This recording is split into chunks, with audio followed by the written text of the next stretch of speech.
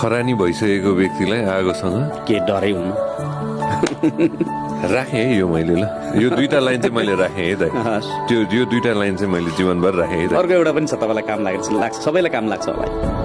मलाई मैले आफैलाई हेर्दाखेरि बनाएको एउटा है यो काम लाग्छ कि भनेर भनेको तपाईँले सोधेको त होइन तैपनि जिन्दगी भनेको चाहिँ शालिग्राम जस्तो गोलो वा बुट्टा कुदेको हुँदैन माथि भिरबाट कुद्ने हो गुड्दै ठोकिँदै पछारिँदै जाँदा तलसम्म ठाउँमा पुग्दा जुन आकार लिन्छ बस त्यही जिन्दगी शालिग्राम जस्तै जस्तो आकारमा पछारिन्छ बस किनभने हामी सबै त सोध्छौँ नि त जिन्दगी सरल रेखामा जाओस् भनेर सोध्छौँ हुन्छ त त्यस्तो हुँदैन नि तपाईँले सोचे जस्तो